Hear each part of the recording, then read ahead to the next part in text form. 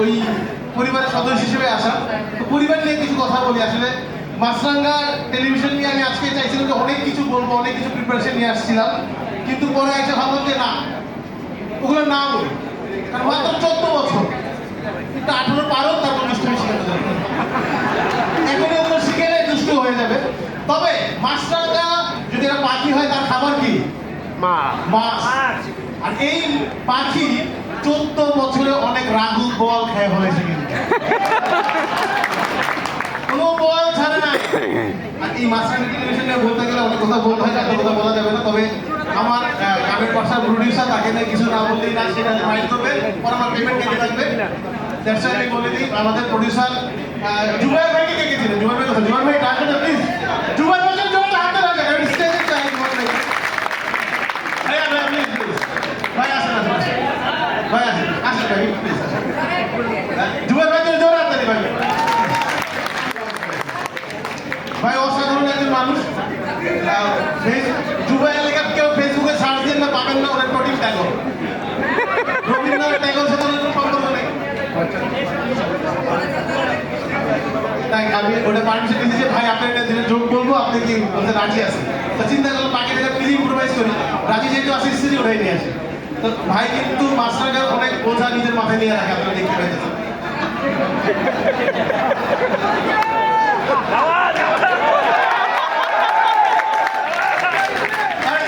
ভাই নিজ দায়িত্বে নিয়ে রাখেন। আমি অনেকদিন বলছি ভাই বোঝাটা নামান, উনি বলেন না। পরে ভাবলেন ভাই এটা বলে পাখি পালে, আমি একদিন হাত দিয়ে 2টা ডিমও পাইছি। ভাই বলছে যে, আমি হ্যাঁ ভাই কোন পাখি ডিম? বলে পাখি পাশে আমার কাজে এটা আমারই ডিম। থ্যাংক ইউ ভাই, থ্যাংক ইউ।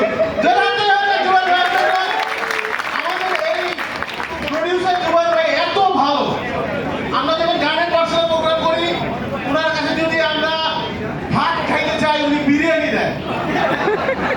এক্স্যাক্টলি, ওনার কাছে আমরা ফ্যানের বাতাস চাই, উনি এসির বাতাস ম্যানেজ করে দেয়। দিন শেষে ওনার কাছে পেমেন্ট চাইলে গালি দেয়। দুর্দান্ত মানুষ, ওনার কাছে মানে এত নীরব মানুষ, তার জন্য আরো জনের হাততালি, উনি যতটা নীরব তার চেয়ে জোরে হাততালি আমি চাই ওনার জন্য। আমি আজকে এগুলোকে চিনে উঠছি, কারণ হচ্ছে গিয়ে আচ্ছা আজকে তো জন্মদিন না মাছরাঙ্গা টেলিভিশনের, আমি আমার নিজের জন্মদিন কিছু বলতে পারি?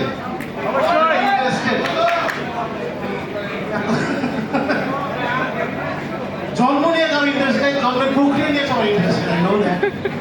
যেটা বলি যে আমি যখন জন্ম নিচ্ছিলাম, আপনারা যখন জন্ম নিচ্ছেন আপনার বাবা মা সবাই হ্যাপি ছিল। আমি জন্মের পর আমার বাবা হ্যাপি নাই, ছিল না, কারণ আমি ছিলাম তাদের জীবনে সারপ্রাইজ। আপনারা কোনো কিছু কোনো অর্ডার দেন না, হঠাৎ করে ডেলিভারি চলে আসলে খারাপ লাগে না? কোথায় পেমেন্ট? আমি সেরকম আমার বাসার হঠাৎ ডেলিভারি ছিল, বাবার অনেকগুলো টাকা ভুলাই খরচ হয়েছে। তবে আমার বাবা জন্মের কাছে খুব এক্সাইটেড ছিল। আমি যখন হাসপাতালে, আমার মাকে যখন হাসপাতালে নিয়ে গেছে, আমার বাবা এত এক্সাইটেড, নার্সদের খুব বিরক্ত করছে। হয়েছে আমার না বলতে ওয়েট করে আধা ঘন্টা পর, এই নার্স হয়েছে, হইতেছে হবে 1 ঘন্টা পর হয়েছে হয়েছে, নার্স বিরক্ত হয়ে চলে গেছে। 3 ঘন্টা পর নার্স এসে বাবাকে বলছে আপনার ঘরে ফুটফুটে ছেলে সন্তান হয়েছে। আমার বাবা দৌড়ে গিয়ে আমাকে দেখছে, দেখে বলছে ও ঠিকই আছে। এই সেন্স হইতে 4-5 সময় লাগবে। বলছে আল্লাহর কাছে চাইছিলাম, মানুষ পাঠাইছে হাতি। তবে আল্লাহ হাতি যখন দিলা, সুর কেটে তো ছোট দিলা।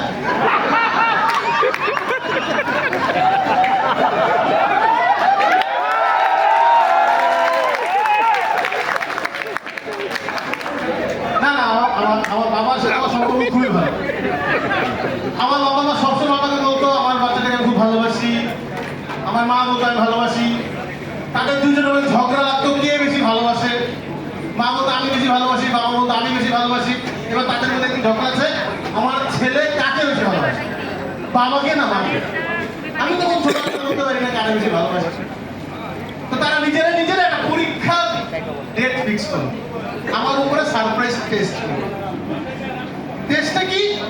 আমি বারান্দায় খেলে থাকবো, আমার গায়ে ঢিল ছোড়া হবে। যদি আমি ঢিলের আঘাতে বলি বাবা গো, তাহলে বাবার ভালোবাসি। যদি বলি মা গো, তাহলে আমি মারে বেশি ভালোবাসি। সিম্পল। আমার পর পরীক্ষা আমি তো জানি না ভাই। আমি বারান্দায় খেলতেছিলাম, হঠাৎ করে আমার পিঠে ঢিল পড়লো। আমি বললাম, কোন শালারে? সেদিন থেকে বাবার সাথে আমার সম্পর্ক খুবই খারাপ। হ্যাঁ, একটু বড় হওয়ার পর আমার শিখাই দিয়েছে, কেউ যদি জিজ্ঞেস করে তুমি কাকে বেশি ভালোবাসো, বাবা শিখেছে বলবা বাবাকে ভালোবাসি বলতে, মা শিখেছে মারে ভালোবাসি বলতে। আমি তাই করতাম। কোথাও কোথাও বলতাম বাবারে ভালোবাসি, পাশে গিয়ে মারাতে মারি দিতাম। কোথাও কোথাও বলতাম মারে ভালোবাসি, পাশে গিয়ে হাতে মারি দিতাম। কোথাও কোথাও কইতাম আমি কাউকে ভালোবাসি না, গিয়ে আমরা দুজন মিলে ফিরে। অদ্ভুত দিন কাটেছে ভাই। মানে আমার যেটা হয়েছে যে বাবা মার মধ্যে একবার ঝামেলা লেগে গেছে, আর আমার বাবা মার মধ্যে খুব ভালোবাসা ভাই। জোরে হাততালি হয়েছে আমার বাবা মার। আমার বাবা আমার মাকে এত বেশি ভালোবাসে, আমি কোনোদিন শুনি না আমার মায়ের নাম ধরে ডাকে। সবসময় ডাকে বাবু, শোনা, ওগো, শুনছো, এই শাওনের মা। আমি একটু বাপরে দিল, বাবা এত বছর হয়ে গেছে তোমার আমি কোনোদিন মায়ের নাম ধরে ডাকতে শুনি নাই, তুমি কি মায়ের এত ভালোবাসো? না রে বাবা রে, বিয়ার 20 দিন পরে আর নাম ভুলে গেছি। এই কথা যদি আর মায় জানতে পারে, আমার মায়েরা দুই টুকরা করে দেবে। এই জন্য এগুলো করে চালাইতেছি, ঝামেলা লাগাইছি না। মানে এমনও হয়েছে বাসায় ঢুকলে আমার, আচ্ছা আমি কি বেশি মোটা দেখতে? কার কাছে মনে হয়? না, মোটা ঠিক আছে। শুকাই গেছি, ভিজা ছিলাম কবে আমি? আমি ভিজা শুধুমাত্র ওয়াশরুমে থাকি, বাকি সময় শুকনা থাকি। আমি এনজয়িং, আমি কি থাকবো নাকি শেষ করে দেবো?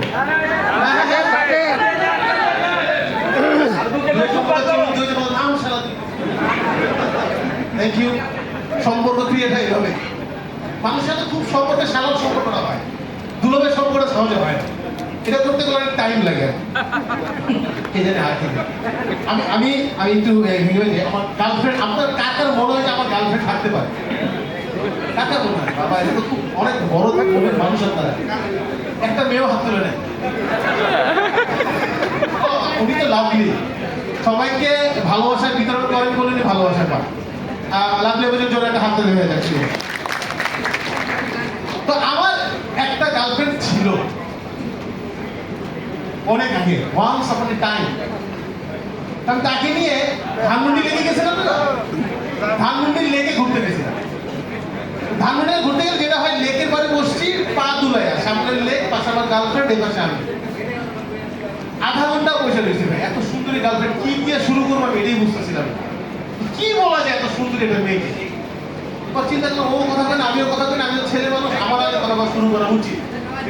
তাই বলছি, কি খবর? আমি সেদিন বুঝতে পারছি আমার এই হাতের এত ওজন। আমার কি খবর শুনে আমার গার্লফ্রেন্ড লেকে বলে মনে হচ্ছে। আমার কান্না কে দেখে? আমি 3 ঘন্টা ওই লেকের সামনে বসে বসে কান্না করছি। আমার কান্না দেখে লেক থেকে এক পরি উঠছে, জল পরি, হাতে একটা মেয়ে নিয়ে। শাওন, আর কান্দিস না, এই দেখ তোর গার্লফ্রেন্ডে নিয়ে আসছি। আমি মুখের দিকে তাকাই দেখছি, না এটা আমার গার্লফ্রেন্ড না, আমার গার্লফ্রেন্ড আরো সুন্দর ছিল। হারাম যাবে, এটাই তোর গার্লফ্রেন্ড, পানিতে করে মেকআপ উঠে গেছে। এরকম হয়। এরপর থেকে আমি সবসময় পা দেখে পছন্দ করি। পা দেখে পছন্দ করে বোঝা যায় আজকালকার জেনজি বা মেয়েদেরকে এত প্রকার প্রসাধনী মুখের মাকে, যে আপনি মুখের দিকে তাকাইলে মনে হবে হাজার পাওয়ার বাল্ব জ্বলতেছে, পায়ের দিকে তাকাইলে দেখবেন যে ওই দিক ওই একটা কোনোদিন কারেন্টই বসে, মানে অন্ধকার। কি রাইট, ঠিক না? 100%। আপনারা ঠিক আছে, আপনারা অনেক সুন্দর। এরা কেউ মেকআপ দিয়ে আসে, এখানে যারা দেখে সব ন্যাচারাল সুন্দরী, প্রত্যেকে ন্যাচারাল সুন্দরী। এই ন্যাচারাল সাথে তাদের 6 ঘন্টা সময় লাগে।